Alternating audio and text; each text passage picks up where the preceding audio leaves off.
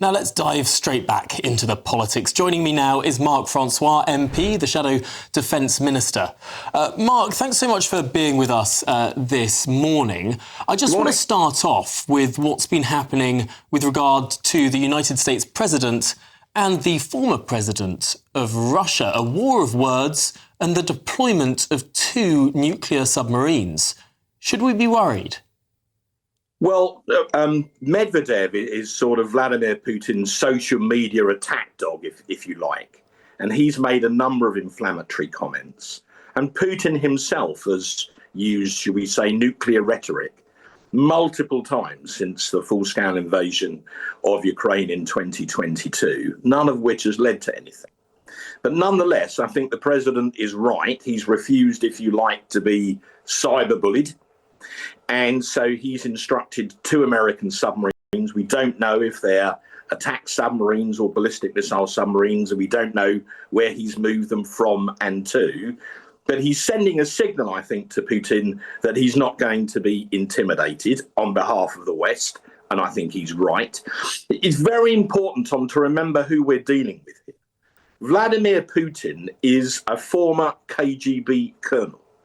He's not mad, but he's utterly ruthless. This man's not a Boy Scout. This is a man who's deliberately given orders, to send cruise missiles to target children's hospitals. So that's what we're dealing with. But I hope Trump is now beginning to see Putin for what he is. The 2 men seem to have some sort of previous relationship, but Trump now, in some of his most recent comments, has said things like, I had a good conversation with President Putin yesterday, and then overnight he attacked a hospital. Why did he do that? Yeah. So I hope Trump Mark, is some beginning people to will see be what concerned, given that Donald Trump sort of stood to be president on the platform of peace. He was going to be the great peacemaker, friends with everyone. And there's a significant proportion of his base that was really hoping that there wouldn't be escalatory rhetoric. And now, given the tensions around the world, given all it takes is one powerful man with a finger on a red button somewhere, are we heading for somewhere dangerous?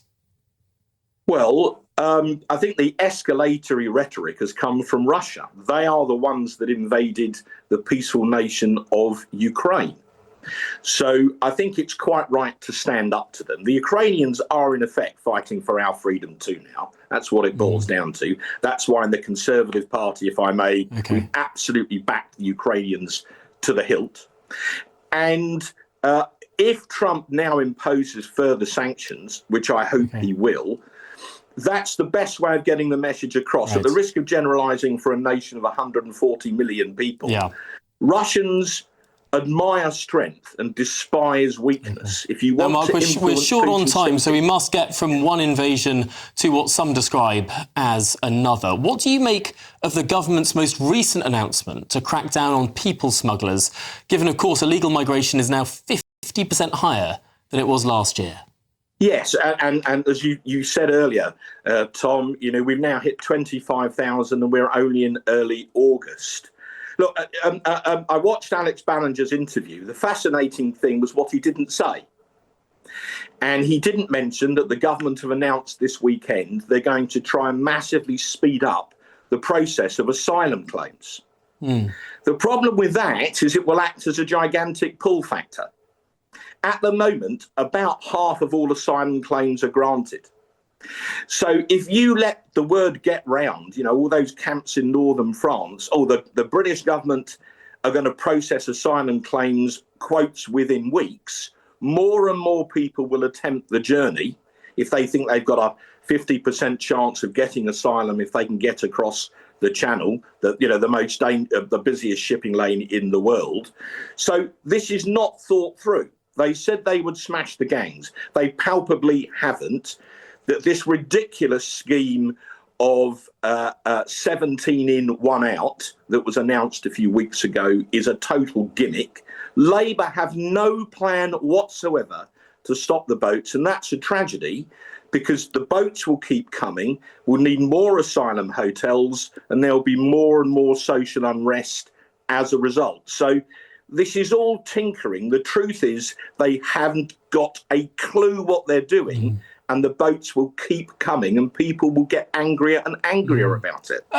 Using the internet without a VPN, a virtual private network, is a bit like taking to the road without car insurance. All it takes is one unlucky moment to cost you a lot of cash. This video's sponsor is Private Internet Access. They are the VPN to help keep you safe. Click the link in the description below to find out why over 30 million people have downloaded PIA to protect themselves online. A virtual private network is an app that hides your IP address and helps keep your data private. When you're browsing the internet at home, you give up a large amount of data to businesses, to shops, and indeed to social media giants too. Hackers have the ability to steal your personal data with ease, including sensitive information such as passwords, keystrokes, and even your personal photos. Private Internet Access helps protect your personal data by encrypting your internet connection to keep your data out of the hands of cyber criminals. And it's not just hackers either to be concerned about. Information can be censored too. When Canada passed their C-18 bill, social media giants decided to ban news content on their platforms. But PIA can protect your ability to consume the news and content you love. Private Internet Access is available for Windows users, Mac OS, Android, Linux, iOS, and you can use one PIA subscription to protect an unlimited amount of devices. And we've got a huge GB News discount for you too. Click the link in this video's description and you'll get a massive 83% off PIA. That's under £2 a month, the price of a coffee, and you'll get an extra 4 months completely free on top. Also, there's a 30-day money-back guarantee too. Visit piavpn.com/GB News to start protecting yourself digitally today. And Mark, clearly people are angry. We've seen that in protests around the country, but they're angry because they've continually voted for politicians who've continually said that they will fix this issue. Politicians on both sides of the House of Commons. We were expecting the last government to fix this. Rishi Sunak made it one of his top 5 priorities to fix it, and the problem kept getting worse. Yes, one year it went down, the numbers were cut by a third, but the next year they were back up again. And this year, under a new government, they're even higher still. So how on earth are we to trust any of the politicians on this? Tom, I understand your point. If you remember, we had the Rwanda plan. Now, some people liked it and some people didn't, but it's one more plan than Labour have got. And it was beginning to work. How do we know that? Because you had a period when the government of the Republic of Ireland were beginning to complain bitterly about the number of cross-channel migrants that were coming from Northern Ireland into the Republic because they were frightened of being sent to Rwanda. So how does that work when the numbers coming across the channel were rising by the time of the general election again? Yes, for a time, those numbers went down. But we had a surge in migrant crossings in 2024. So how does that square with the Rwanda programme working before it was even implemented? Well, because, as it were, it was always meant to be a deterrent. And my point was, in fact, I think I remember you reporting on it at the time. You can prove that deterrent effect was beginning to work. Should we have done it quicker? Yes.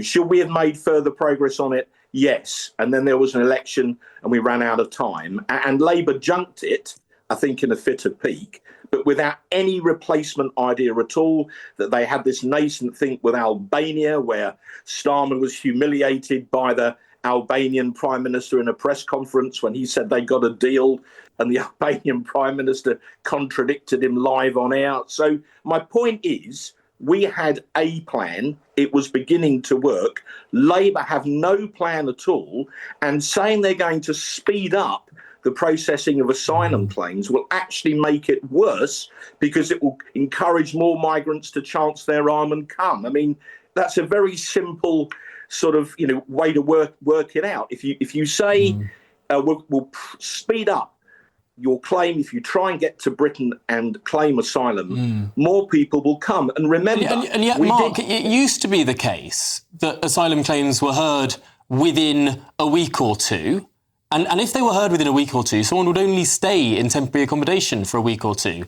If they were rejected, then they'd be kicked out of the country. If they were accepted, well, then they could go off and find work and earn for themselves. But because we have these 2-year waits in some cases for people to hear their asylum claim, Isn't that a bad thing that these people are stuck, prevented from working and earning, but also at taxpayers' expense in a air-conditioned hotel over the summer months, not having to worry about their heating bill in the winter months, all on the taxpayer? I mean, isn't it a worse situation that these people are languishing for years in some cases before their case is heard? Well, as you know, Tom, some of those people remain in those hotels and some of them abscond. You know, they are not locked up in those hotels. They're not secure in that sense. Some of them just disappear. Some of them enjoy the taxpayer-funded hospitality. Yeah, Tom, we need to do something about this. We must do something about it. One thing the previous government did do, and I'm not saying our record on this is perfect, but one thing the previous government did do, which I think was important, was we changed the law so that any migrant crossing the channel could not achieve asylum. So, you know, to say, don't bother because you won't get it. Labour have since overturned that on, quotes, human rights grounds. Yeah. So they are actually, by their actions, facilitating more people coming.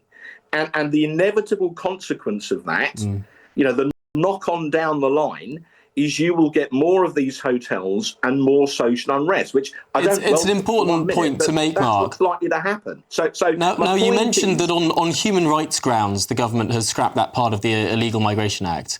There's another Act of Parliament that is being scrapped on human rights grounds, and that's the Northern Ireland Legacy Act. I know you've been campaigning on this for quite some time. Could you just break down exactly what the government's trying to do here and how it might put some British veterans at risk? Yes, I mean, this is a government completely obsessed with the Human Rights Act. The Prime Minister is a human rights lawyer. The Attorney General is a human rights lawyer. Hilary Benn, the Northern Ireland Secretary, is a passionate, quotes, defender of the Human Rights Act. So let me boil this right down for brevity. The government are trying to pass something through Parliament called a remedial order. That would have two effects. One, it would reopen our Northern Ireland veterans to this endless cycle of investigation and reinvestigation. And at the same time, the same order would make it easier for Gerry Adams to sue the British taxpayer and hundreds of his so-called associates. So that's why the veterans came up with a petition. It's got nearly 188,000 signatures. This could all result, Tom, in a crunch vote in Parliament sometime in the autumn.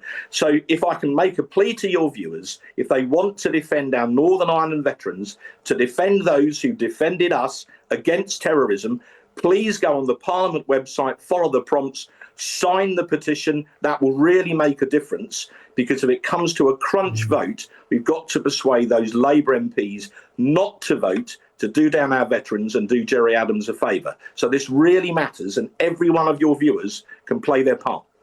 And yet, Mark, haven't the courts found against parts of this Act, of the Legacy Act? How does the government go forward when clearly the courts say that this is incompatible with the Human Rights Act or indeed membership of the ECHR? Well, let's get into the detail of it. The Human Rights Act, the rulings against them were in the lower courts, most of them in Northern Ireland.